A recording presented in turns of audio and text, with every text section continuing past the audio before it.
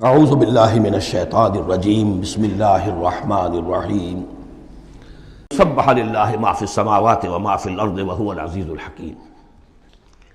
اب آ رہی ہے بات بالکل دو ٹوک، وہی جو میں نے کہا تھا ان تمام صورتوں میں ہے زجر، توبیخ، جھنجھوڑنے کا انداز۔ کیا ہو گیا مسلمانوں تمہیں؟ یا ایھا الذین آمنوا ما لکم لم تقولون ما لا تفعلون، تمہیں کیا ہو گیا ہے مسلمانوں، تم جو کہتے ہو وہ کرتے نہیں، کیوں کہتے ہو جو کرتے نہیں؟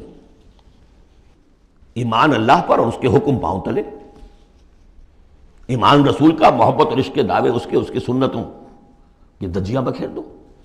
کیا ہے اس وقت نہیں تھا یہ، میں نے کہا وہاں تو ذرا سی کمی آئی تھی، ابھی اوسط کچھ گرا تھا، اس کے اوپر یہ پکڑ آ رہی ہے۔ تو آج سوچئے کہ آج اگر کہیں قرآن نازل ہو جائے اور آج اگر کہیں محمد رسول اللہ آ جائے تو اس امت کو دیکھ کر کیا کہیں گے کہ میری امت ہے؟ یہ 1.5 ارب انسان میری امت ہے۔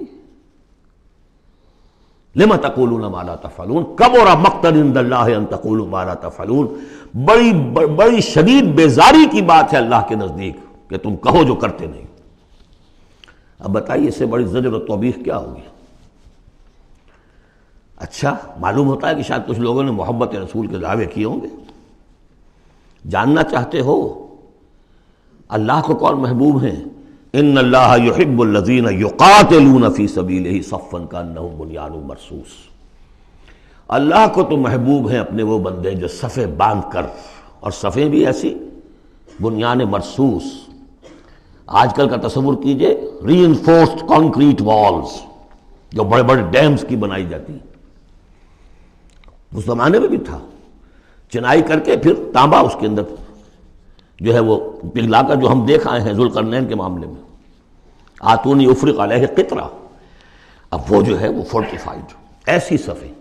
آج ایک صاحب نے توجہ دلائی، اسی کا عکس ہونا چاہیے ہماری جب نماز کے اندر صف بندی ہوتی ہے، کوئی خلا نہیں ہونا چاہیے۔ حضور نے فرمایا کہ شیطان کھڑا ہوتا ہے بیچ میں، پھر کندھے سے کندھا ملا ہونا چاہیے، لیکن ہمارے ہاں اس کا کوئی اہتمام نہیں ہوتا۔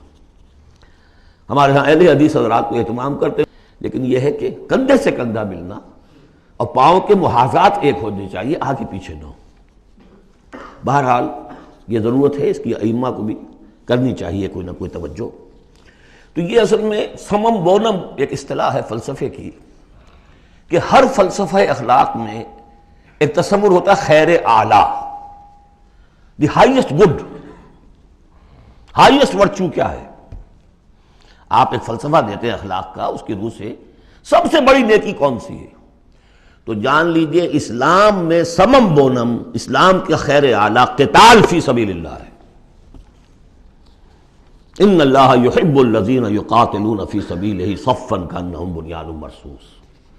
اب سوچ لو، دیکھ لو، سوچ سمجھ کر قدم رکھو، جس کو ہو جان و دل عزیز اس کی گلی میں جائے کیوں؟